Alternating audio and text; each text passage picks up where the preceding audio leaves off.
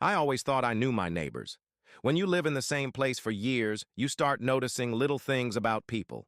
You know who leaves for work early, who walks their dog every morning, and who always forgets to turn off their porch light. In my neighborhood, everyone knew Mr. Nate.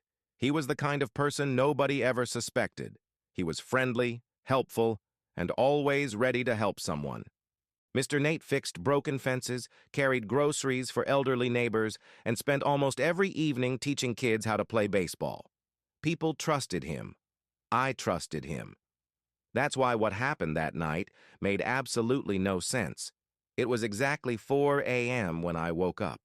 At first, I didn't know why. My room was dark, and the only sound I heard was the storm outside. Rain was hitting my window so hard it sounded like someone was throwing rocks at the glass. Thunder shook the entire house, and the wind screamed through the trees. But then I heard something else. Something that didn't belong. A strange sound. Quiet. Almost impossible to notice. I sat up in bed and listened carefully, trying to figure out what it was. At first, I thought it was just the storm. Maybe a branch hitting the roof. Maybe something outside moving in the wind. But then I heard it again.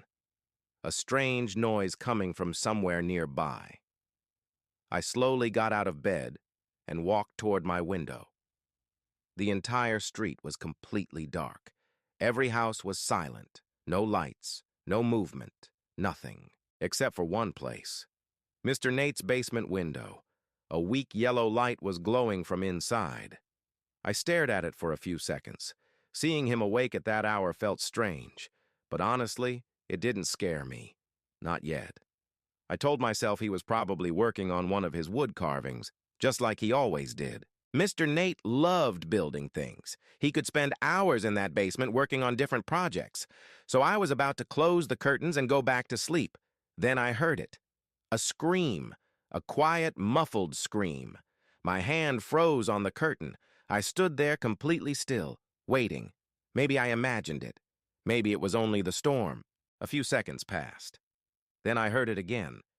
This time it was clearer. It sounded like someone was terrified, like someone was in horrible pain. My heart started beating faster. I should have called the police. That would have been the normal thing to do. But instead, I kept staring at that basement window, trying to find a reason for what I heard. Maybe someone was hurt. Maybe Mr. Nate needed help. So I grabbed my jacket and stepped outside. The cold rain hit me instantly. Within seconds, I was soaked. I crossed the street and moved toward his backyard. Every step felt like a mistake. The closer I got, the more I wanted to turn around and go back home. But then I heard another sound. A loud impact from inside the basement, like something heavy had fallen. I reached the window and crouched down. The glass was dirty and covered with rain. I wiped it with my sleeve. Then I looked inside.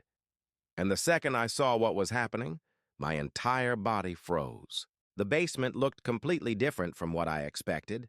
There were tools everywhere, metal equipment, strange objects I couldn't recognize, and in the center of the room was a large metal table.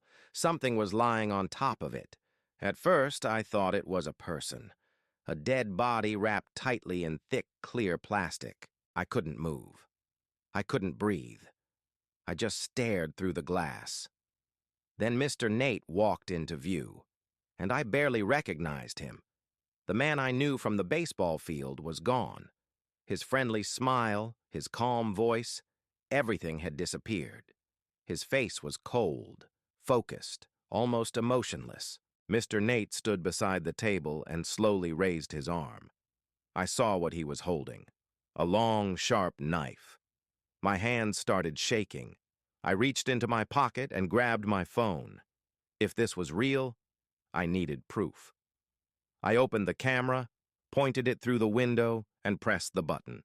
Then the flash went off. For a second, the entire basement lit up, and Mr. Nate looked directly at me.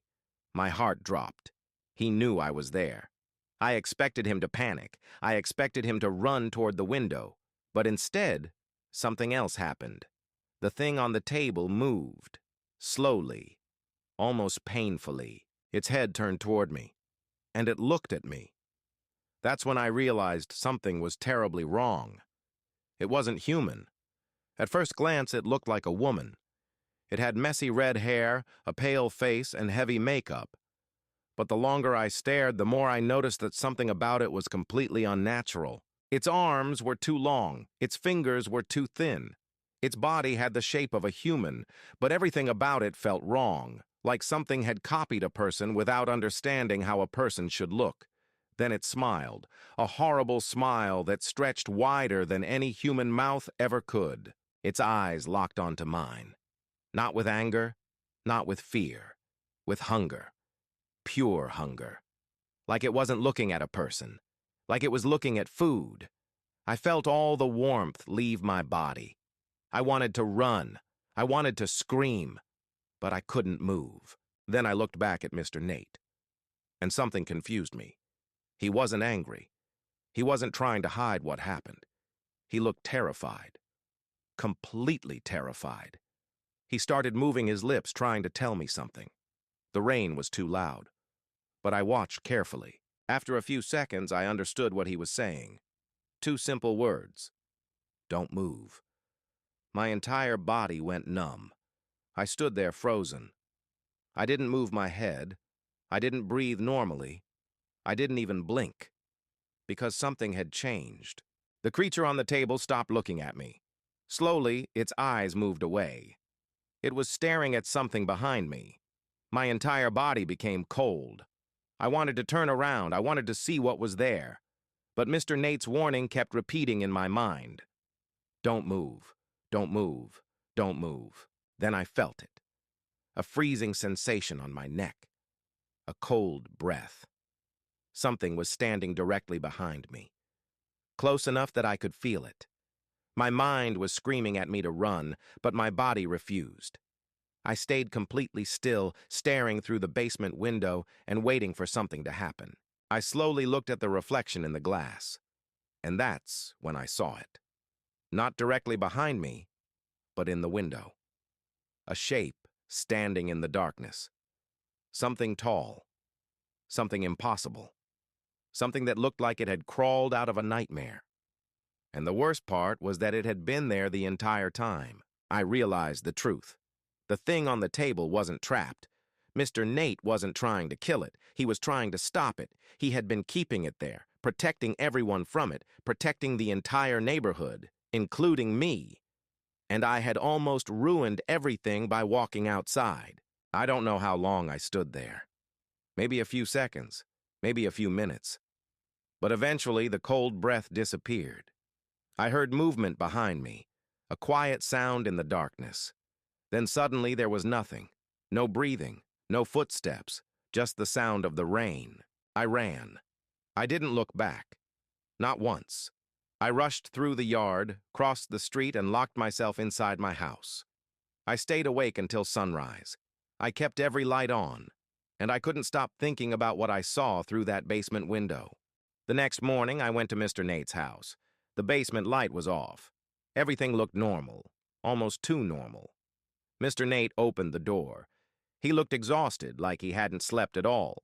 For a moment, neither of us said anything. Then he looked at me and quietly said, "You saw it." I nodded slowly. Mr. Nate looked down at the ground. He seemed less like a dangerous man and more like someone who had been carrying a terrible secret for years. I asked him what that thing was. He didn't answer right away. He only looked toward the basement door. Then he quietly said, "Some things don't belong in this world." I wanted more answers. I wanted to know how long it had been there. I wanted to know why he was the one keeping it locked away. But the look on his face stopped me. It wasn't a look of someone hiding something evil. It was the look of someone who had seen something no person should ever see. A few months later, I moved away. I never told anyone what happened that night. Nobody would have believed me anyway. They would have thought I was making it up. A story about a monster in a basement. A strange creature waiting in the darkness. It sounded impossible. But sometimes, even now, I wake up in the middle of the night, and for a few seconds I forget where I am. I listen carefully to the silence around me, And I remember that storm, that yellow basement light, and the feeling of something standing right behind me. I still remember Mr. Nate's warning, don't move. Because maybe the scariest thing I ever discovered wasn't the creature in that basement. Maybe the scariest thing was realizing that the kindest person I knew was the only thing protecting us from something much worse. And even after all these years, I still wonder about one thing. If Mr. Nate had never been there, if he hadn't spent all those nights keeping that creature away from the world, would anyone in that neighborhood have survived? Because maybe Mr. Nate wasn't the monster hiding in the basement. Maybe he was the only reason the real monster stayed there.